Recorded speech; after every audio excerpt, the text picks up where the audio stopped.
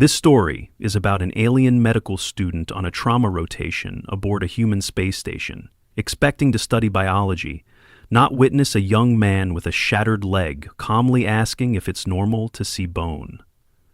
As pain, endurance, and healing defy all expectations, fear gives way to respect, in a journey that tests both body and belief.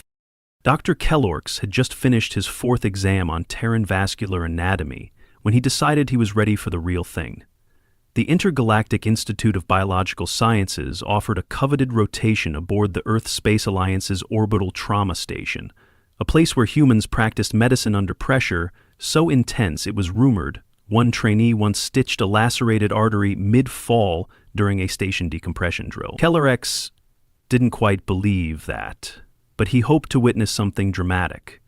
Not gory, of course, just academically stimulating. He arrived with 3 other exchange students from Zalcor, each wearing pristine translucid scrubs and cataloging their new surroundings with optic nodes blinking excitedly. Their host, Dr. Adele Monroe, led them through the central atrium of the trauma module. "This is where the action happens," she said, motioning to an open bay where techs bustled around. "Level 1 trauma unit. We take anything from shuttle crashes to decompression accidents." Kellorks was already recording. "Your job is to observe, ask questions, do not intervene. Our species' physiologies are quite different. Your shifts begin tomorrow, orientations now." Orientation involved hours of medical logs, emergency protocols, and a stark warning from the chief medical officer. Whatever you think you're ready for, you aren't. Trauma's ugly. You may see someone's worst moment. Keep your reactions professional. That's not just a guideline, it's a rule. Kellorks took this very seriously. He practiced his composed face in the mirror that night. Their first shift began at 400 station time. The trauma bay was quiet. Too quiet, thought Kellorks. He leaned closer to a flat screen showing a patient's vitals. Mild hypoxia, nothing too exciting. Then came the blare. Trauma inbound, type A decompression injury with blunt force trauma, shuttle accident, ETA 5 minutes. Dr. Monroe snapped on gloves. "Observers, stay back, do not block access." The patient arrived screaming, strapped to a hover gurney, blood soaking his left leg, visor cracked. Kellorks watched intently until the field medics cut open the human's pants. There was a sound, wet and sharp. Then Kellorks saw it. Bone, jagged, protruding through torn muscle, slick with blood. The human mid-20s, short-cropped hair, dog tags swinging blinked against the pain and stared at his own leg. "Hey," the man said, face pale but bizarrely calm. "Is it normal to see the bone? I feel like I'm not supposed to see that." Kellorks took 2 steps back. Another student gagged. Dr. Monroe didn't even blink. "Cody, stay with me. You're in a level 1 trauma bay, all right? You're going to surgery." "Cool, just wow. That's mine, huh? Crazy." He passed out. Kellorks turned, gripped the wall, and ejected his meal substitute. One student fled, another collapsed. Only Kellorks remained upright, barely. Dr. Monroe's voice came through muffled haze. "If any of you need to leave, now's the time." 2 did. Gone before Cody even reached the surgical suite. Later, Kellorks sat in the observation room. Dr. Monroe approached him quietly. "First time seeing compound fracture?" He nodded. "Better now or when you're alone in a remote outpost with no help?" "I didn't expect him to ask a question like that," Kellorks said softly. He looked at his own tissue. And he asked if it was normal. He was in shock. It's not uncommon. Pain threshold's odd in humans. Cody's lucky. That bone didn't sever the femoral artery. He's stable. He'll need surgery, plates, then rehab. Could be walking again in 3 months. Kellorks looked at her, stunned. 3 of us left Zalcor for this? Now I'm alone? She handed him a bottle of water. "If you stay, you'll see worse. You'll also see some walk out of here you thought were done for. Think you can handle that?" He nodded slowly, not entirely sure. "Good. Next shift's in 6 hours. Go rest. And bring new pants. Kellerex exhaled for the first time in minutes. He wasn't sure if what he'd seen was bravery, madness, or something deeply Terran. Maybe all three. He looked back once more through the glass at the surgical bay, where human doctors worked in eerie calm. Kellerex wondered not for the first time how a species so fragile could be so infuriatingly unbreakable. He'd stay. But he'd never forget Cody's voice, half-conscious and fascinated by his own mutilation. Is it normal to see the bone? Cody woke up 12 hours later in post-op, his legs stiff under a molded brace that ran from thigh to ankle. The room was dimmed, and only a soft hum from a diagnostic scanner broke the silence. He groaned. "Pain scale?" a nurse asked without looking up from her tablet. "Cody 9.5, Cody muttered, "but only because I can't rate it a 20. "Good, means you're lucid." Kellerex stood behind a safety barrier, observing silently. The human's face was pale, lips cracked, but his voice, while strained, held that baffling calm again, not casual, just resilient. The nurse adjusted Cody's IV drip, checked his vitals, and left with a nod. Alone, Cody shifted carefully, eyes scanning the room until he spotted the tall figure by the barrier. "You one of the, exchange students?" he asked. Kellerex hesitated. "Yes, I am Kellerex of Zalcor. You were there in the trauma bay?" "Yes." Cody gave a dry chuckle, followed by a hiss of pain. "So, did I gross you out or what?" "I processed the information," Kellerex said, unsure of the right answer. "Yeah, that's code for nearly passed out. You and me both, buddy." Kellerex blinked. "You were conscious and looked directly at a compound fracture of your own femur." "Well, I was wearing a pressure suit until I slammed into a panel at about 12 meters per second. Then things got real." Kellerex opened a notepad. "Do you remember the moment you observed the bone?" "Vividly," Cody said with a grimace. "Thought it was part of the shuttle floor at first. Then I realized the floor doesn't bleed." Kellerex made a note. "How would you describe your emotional state at that moment?" Cody looked at the ceiling. Equal parts terror, nausea, and an odd sense of, this is going to make a great story later. That, Kellerex thought, was not in any of the training modules. 3 days later, Cody was transferred to the recovery wing.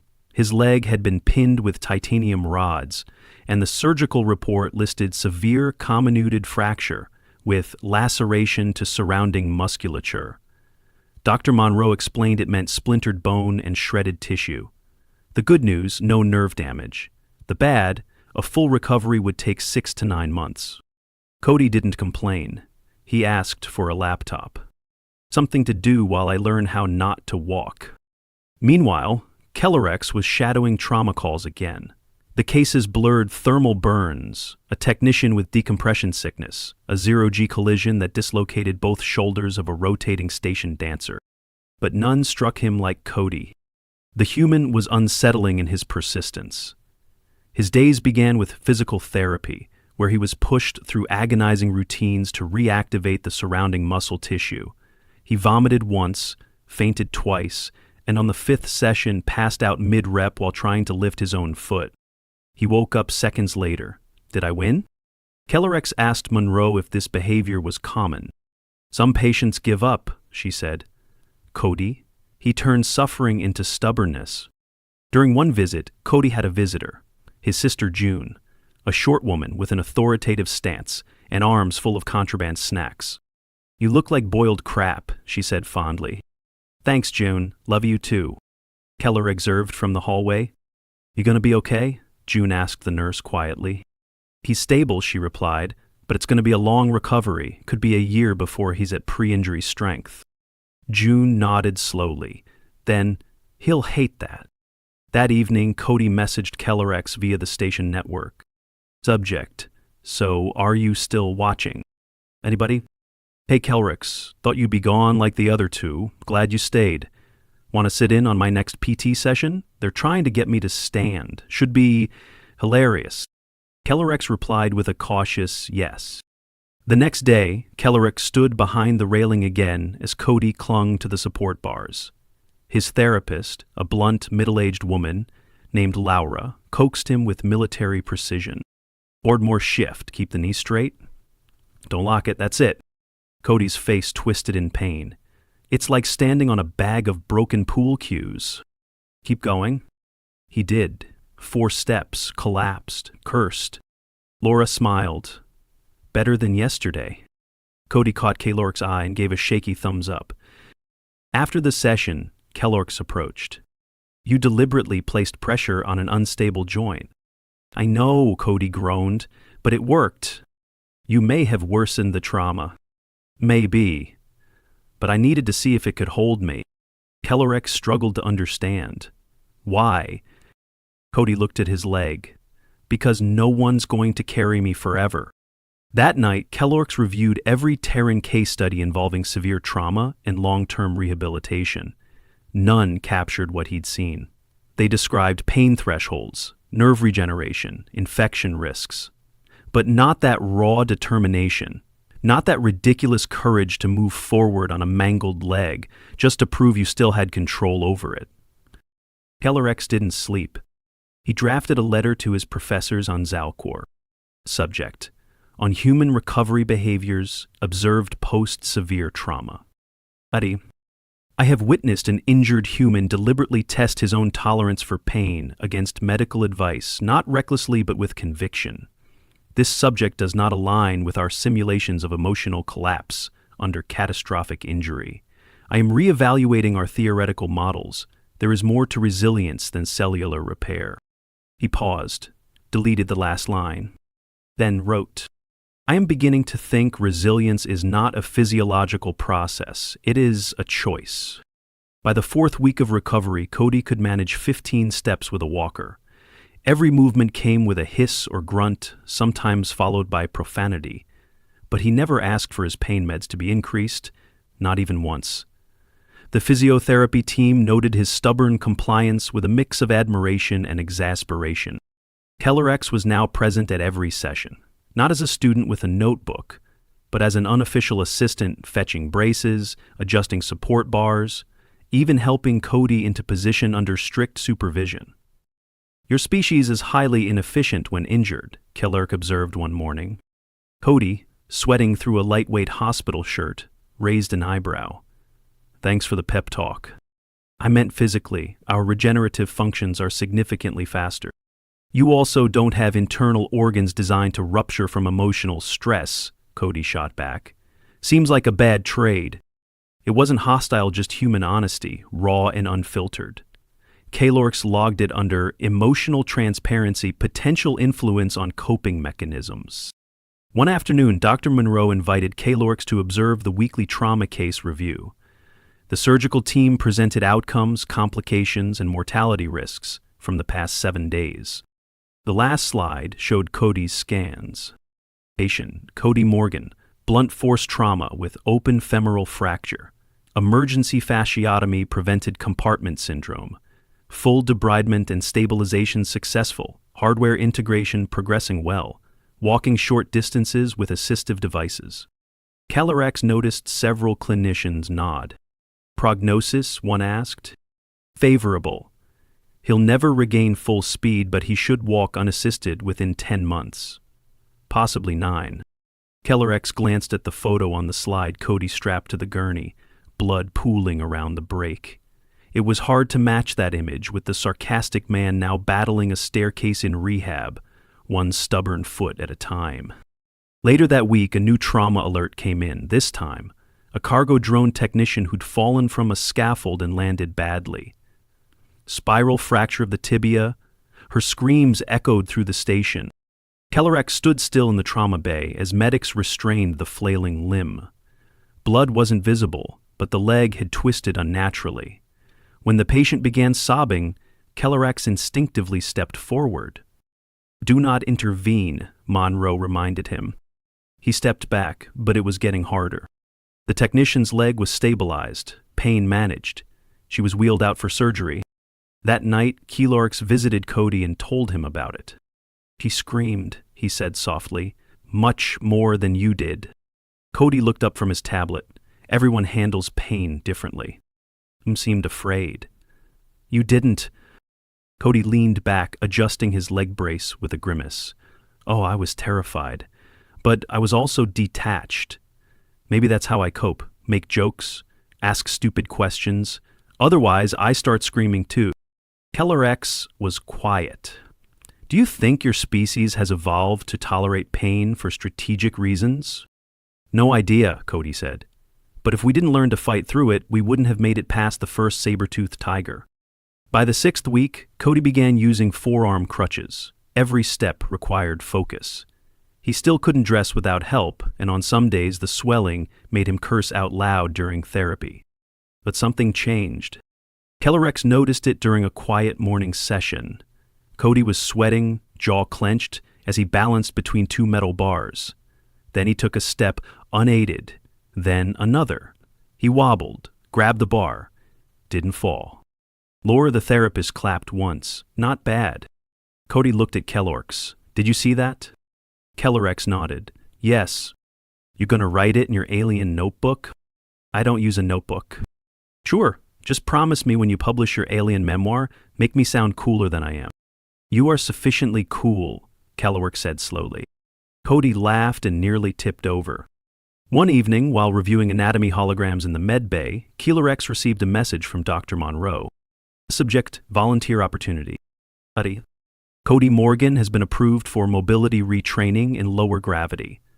He's asked for a familiar observer during his 0G treadmill sessions. You interested? Keller X responded immediately. The next day, the 0G rehab room was lit with bright white panels. Cody floated gently, legs restrained by magnetic boots on the treadmill. He took slow, methodical steps under the reduced load. It's like walking on foam, he said, if foam hated you. Laura adjusted the settings. This will reduce impact strain and help retrain your gait without stressing the fracture site. Keller X stood near the window, watching. Cody grunted through a few more steps, then stopped. He looked toward Kellorx, face slightly flushed from exertion. Hey, he said suddenly, do your people ever wonder why we don't give up? Keller X was caught off guard. Frequently. Cody laughed. Yeah, I don't blame you. Pain sucks. Rehab sucks more, but I guess if I can keep walking, then I'm not beaten yet. That night, Kellorx added one more line to his private report. Humans view recovery not as a return to baseline, but as an act of resistance. As he closed the terminal, he received another message, this time from June. Subject, thanks. Buddy. Cody told me about you. Said you're the only alien who didn't bail. Said you show up. I don't know what your deal is, but thanks for sticking around. He's gonna be okay. Not the same, but okay. Keller X didn't reply right away. He sat quietly, staring out the observation window into the spinning stars. Something felt different now. He wasn't just observing biology. He was witnessing what biology couldn't explain. 3 months after the accident, Cody walked into the trauma station's cafeteria with a cane in one hand and a tray in the other. He moved with a limp and a soft wince when pivoting, but he moved unsupported, unsupervised, and fully upright. The room, packed with med staff and students, paused for a second. Then a smattering of claps broke out. Cody groaned.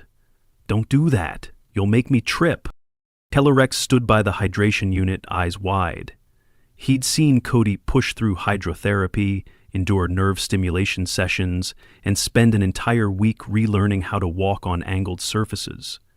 But seeing him now out of clinical gear, standing in line for synthetic coffee, felt strange, like watching a documentary subject step out of the screen. Later, they met in the garden dome. Cody sat on a bench, legs stretched out in front of him. Feels weird, he said, being upright again. You appear upgraded, Kellorx said carefully. Cody chuckled. Yeah, titanium will do that. I still set off 3 proximity alarms a day. Keller X sat beside him, his long limbs folding carefully. Why did you want to recover here, he asked. Cody looked out at the artificial tree canopy. Because if I'd gone home, I would have stayed in bed too long, Too easy to quit when you're not surrounded by people who expect you to fight. You think pressure helps? Sometimes. Sometimes it breaks you. But here, it kept me from slipping into self-pity. Everyone here's been through something. Kellerex nodded slowly. They sat in silence for a while. A small avian drone buzzed overhead, scattering pollen for the orchids. Cody shifted. Remember when I asked if it was normal to see bone? Yes, Killark said without hesitation. You startled us. Cody grinned. I wasn't trying to be funny. I genuinely thought I hallucinated it. 3 students dropped out because of that moment, Killark said. 1 vomited into a med printer. Impressive. Glad I could contribute to interspecies trauma. You also changed my understanding of your kind. Cody's face softened. Yeah? I used to think biological limits defined capacity, Killark said.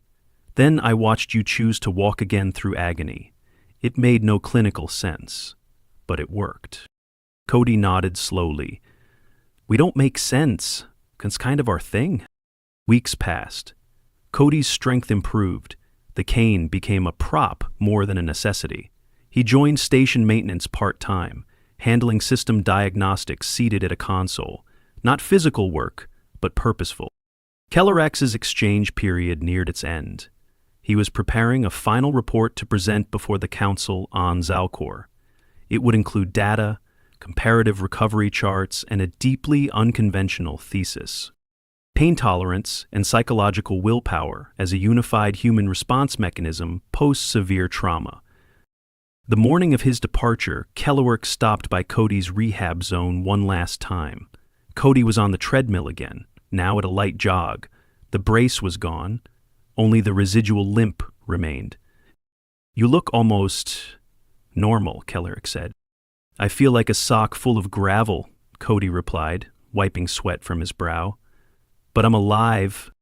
I wanted to thank you, Kellerwerk said. Cody stepped off the treadmill, breathing hard. For what? For proving that resilience is not a theoretical model. Cody nodded. And you didn't run. That counts for something. They shook hands. When you go back to Zalcor, Cody said, tell them the truth, that we're fragile, messy, loud. But when it counts, we get back up. I will. Cody looked away for a second, then added, I'll probably be back on a spacewalk team next year, slower this time. You will tell me if you re-break the femur? I'll send you a photo. Maybe ask if it's normal again. They laughed. Kellerix left that afternoon. On the shuttle, he carried with him a sealed container Cody's discarded leg brace, offered as a field specimen. The Zalcoran committee would be confused by it, but he didn't care. Back on Zalcor, Kellerwerk stood before the academic council and presented his findings. He described bone density, muscle trauma, nerve pathways. But what drew attention, what silenced the chamber, was his final slide. It showed a man standing alone with a cane on a treadmill, mid-stride. Below it, he'd written, he asked